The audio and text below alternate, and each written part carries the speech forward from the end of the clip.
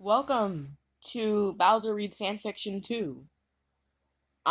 He's not reading it, I am. In 3, 2, 1, go. Mimi had always been the picture of energy, the embodiment of mischief and charm.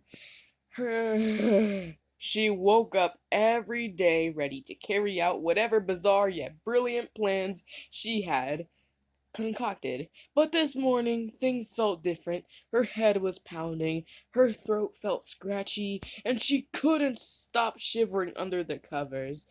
It had been a long time since Mimi was sick.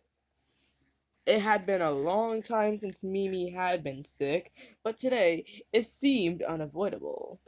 Uh, she curled up on her she curled up in her bed, uh, pulling the covers tightly around her as if trying to shield herself from the world.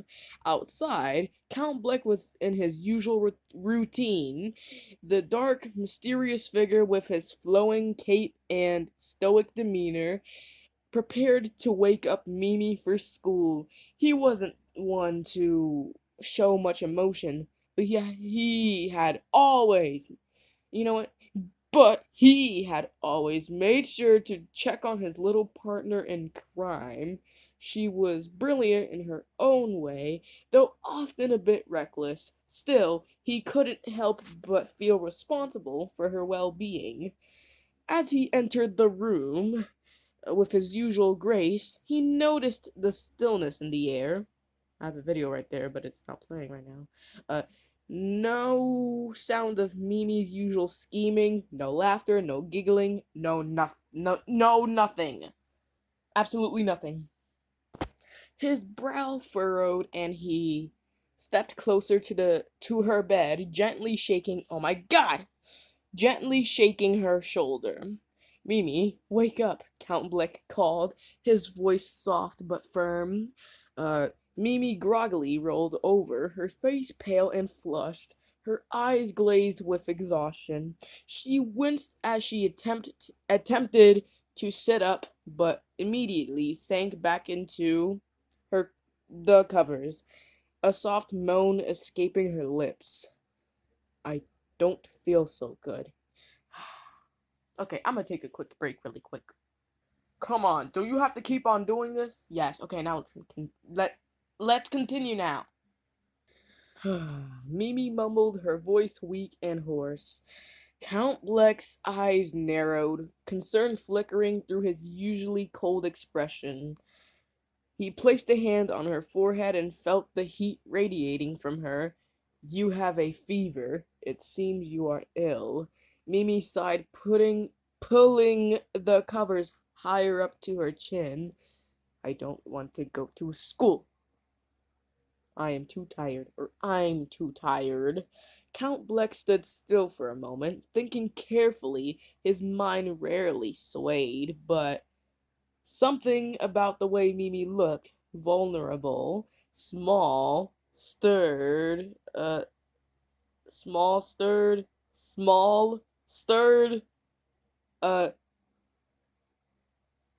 vulnerable, small, stirred something deep within him. He had never been one for nurturing, but this was different. Yes, very different. But this was different. He could feel a strange protective urge building inside him. You are not going to school today, he declared, his voice unusually soft. I will take care of you. Mimi blinked in surprise. You're going to take care of me? Yes, Count Bleck responded, his tone gentle but resolute. I shall make you comfortable while you recover. You need rest. Mimi, too tired to protest, simply nodded. She hadn't expected Count Bleck, of all people, to offer this care. Yes, same here. He wasn't exactly known for being warm or compassionate, but today was different. Uh, Count Bleck left briefly to fetch a bowl of soup and a glass of water and fetch A few medicinal.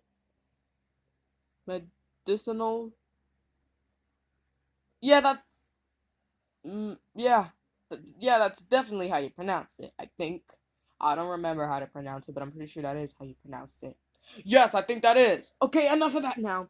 Uh, herbs. He didn't know much about healing, but oh my God, this thing is blurry. Let me fix it with the flashlight again. Okay, there we go. But he had a knack for figuring things out when it came to his own mysterious world. He carefully returned to her room, settling everything down beside her. Mimi stared at the bowl, her face scrunched up.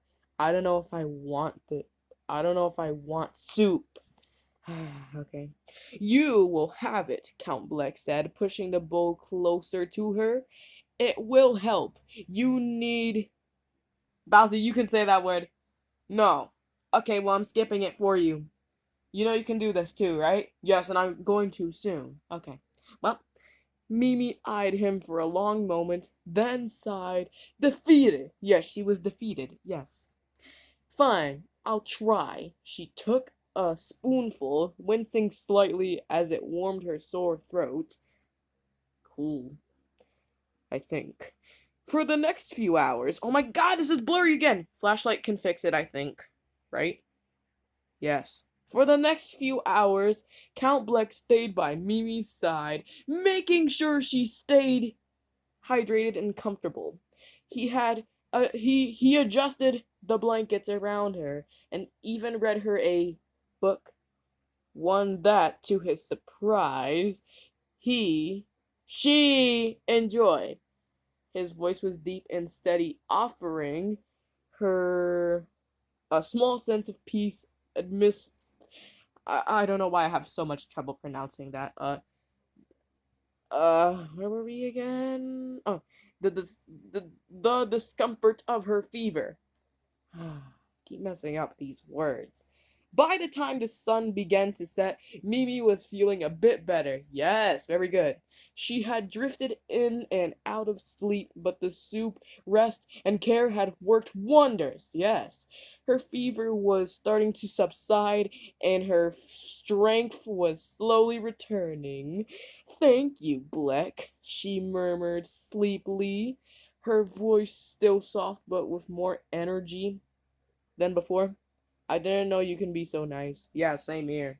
Uh, Count Bleck gave a rare small smile, almost. I always have so much trouble pronouncing this. You know what? I'm just gonna skip it for now. But there, but there. I have my moments, he said cryptically.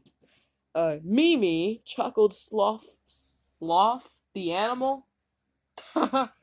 Mimi chuckled softly, curling up again in her blankets. I guess so. I guess you're not as bad as I thought. With a final glance at his partner, Count Bleck turned to leave, but he paused at the door, glancing back at Mimi. Rest. I'll keep an eye on things while you recover. You are no good to anyone if you're unwell. Yes. Time to take a break really quick. I barely got to read any of this. So what? It's my story too. Not yours at all. It's not even mine. It's ChatGPT's story. Whatever. Mimi smiled, feeling comforted by the unexpected kindness. Yeah, okay, I'll get better. I promise. Okay. As Count Bleck closed the door behind him, he lingered for just a moment longer, silently ensuring that Mimi would be okay. Yes. Guys, guess what? I know how to pronounce it now. Okay, I've always known how to pronounce it, but I just forgot for some reason. I don't know why. Imperceptible. Yes. Okay, enough of that. Okay, so, then, as usual, he went about his business, right? Yes, but this time with the quiet satisfaction of knowing that he had done something important for someone who mattered. The end. I didn't even get to read anything! So what? It's the end. Goodbye! You can wait for part 3. I know you can.